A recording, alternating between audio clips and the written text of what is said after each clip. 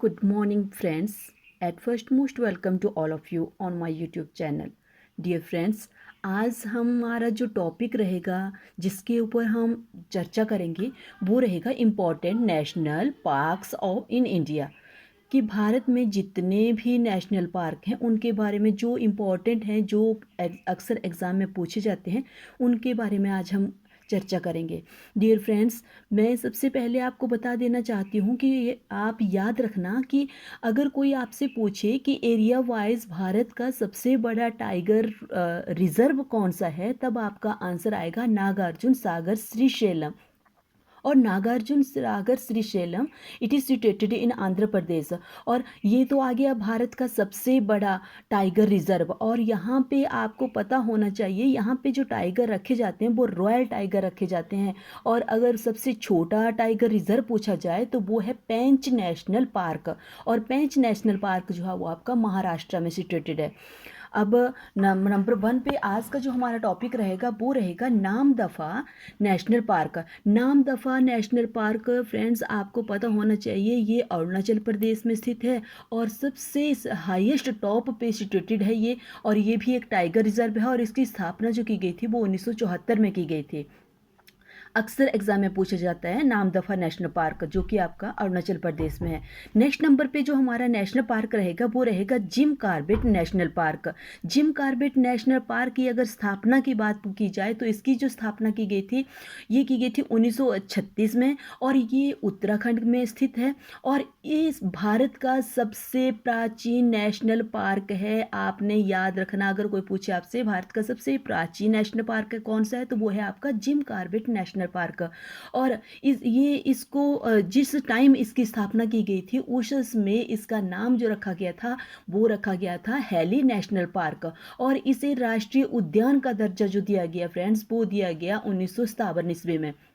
और ये एक नेशनल जो रिजर्व यानी कि जिम कॉर्बेट नेशनल पार्क, इसको यहाँ पे आपको पता होना चाहिए ये एक प्रकार का टाइगर रिजर्व है, यानी कि यहाँ पर टाइगरों को रखा जाता है।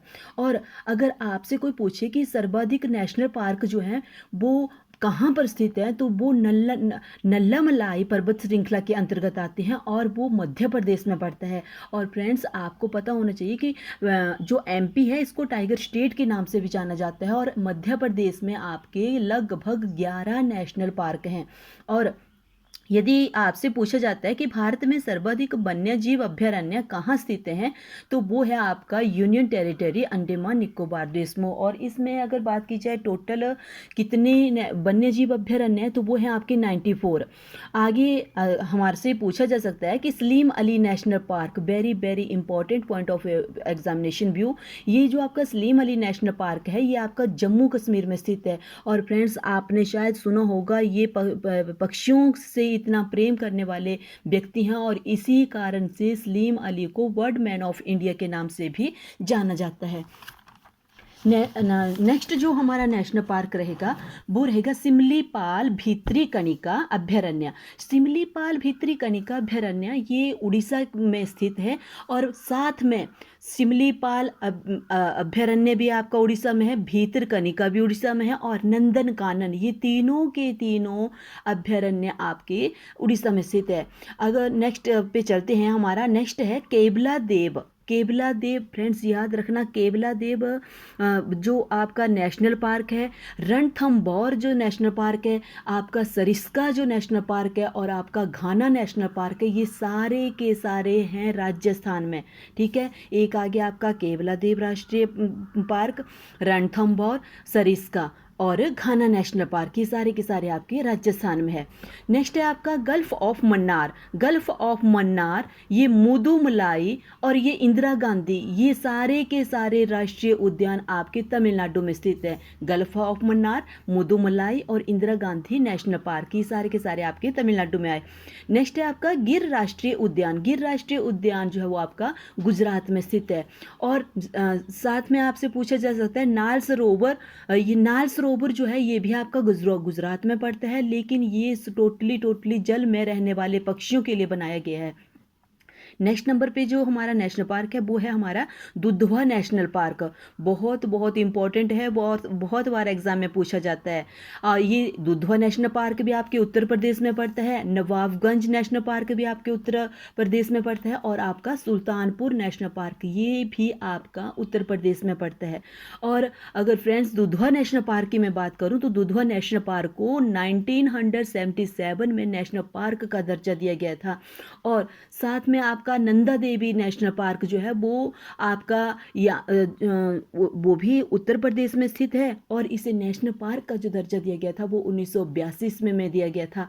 नंदा देवी में आपने सुना होगा फ्रेंड्स, यहाँ पे बहुत बहुत सुंदर सुंदर फ्लावर्स वैली है, फूलों की घाटियाँ हैं।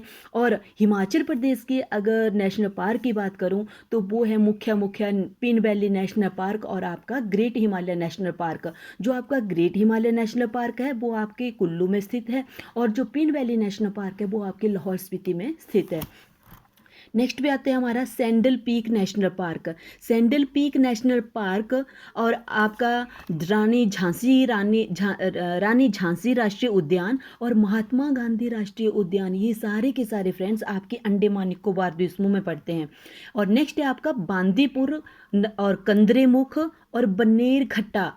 याद रखना आपने, बांदीपुर, कंदरेमुख, बन्नेरघट्टा और डंडेली वन्यजीव अभयारण्य, ये सारे के सारे आएंगे आपके कर्नाटका में, ये पड़ते हैं आपके कर्नाटका में। नेक्स्ट है आपका साइलेंट वैली। साइलेंट वैली और आपका पेरियर नेशनल पार्क, ये आपके केरला में स्थित है। अक्सर एग्जाम में पूछा जाता है, पेरियर बहुत बार पेपरों में पूछा गया है। नेक्स्ट है आपका बांधवगढ़ फॉसिल राष्ट्रीय पार्क। बांधवगढ़ फॉसिल राष्ट्रीय पार्क आपका मध्य प्रदेश में स्थित है। साथ में आपका पंचमढ़ी नेशनल पार्क भी मध्य प्रदेश में पड़ता है, और कान्हा नेशनल पार्क भी आपका मध्य प्रदेश में पड़ता है। फ्रेंड्स ये सारे के सारे टाइगर रिजर्व है, याद रखना आपने। नेक्स्ट है आपका सिरोही राष्ट्रीय उद्यान। सिरोही राष्ट्रीय उद्यान जो है वो आपका मणिपुर में स्थित है। और लास्ट का जो आज का हमारा नेशनल पार्क रहेगा वो रहेगा कालेसर राष्ट्रीय उद्यान। कालेसर राष्ट्रीय उद्यान फ्रेंड्स ये आपका हरियाणा में पड़ता है। ये जो हमारे जितने भी नेशनल पार्क होंगे, जितने भी अभयारण्य होंगे, इनको हम फ्रेंड्स 2 पार्ट्स में करेंगे। आज जो हमने किया इसका वो इसका फर्स्ट पार्ट किया, इसका नेक्स्ट पार्ट मैं बहुत जल्दी आपके सामने लेके आऊँगी। और जो जो मैंने यहाँ पे आपके सामने नेशनल पार्क के बारे में जिक्र किया, आई होप इनको आप ढंग से इस वीडियो को 2 या 3 बार आप वॉच करना और आपको काफ़ी फ़ायदा मिलेगा। क्योंकि फ्रेंड्स जितने भी कॉम्पिटिटिव एग्ज़ाम देने के लिए आप जाते हो वहाँ पर आपसे नेशनल पार्क हो गए, आपके अभयारण्य हो गए, यहाँ से रिगार्डिंग एक क्वेश्चन पक्का 100% आता है। तो आपने जो जो मैंने आपको नेशनल पार्क के बारे में बताया, इनको आप ध्यान से इस वीडियो को वॉच करना, और जितना हो सके मेरे वीडियो को आगे अपने फ्रेंड्स के साथ शेयर करना, और मेरे चैनल को सब्सक्राइब करना, ताकि जब भी मैं कोई अपने यूट्यूब चैनल के ऊपर कोई भी नई वीडियो अपलोड करूं तो उसकी सबसे पहले इन्फॉर्मेशन आप सब फ्रेंड्स को मिले। इसी के साथ जय हिंद, जय Bharat, have a nice day.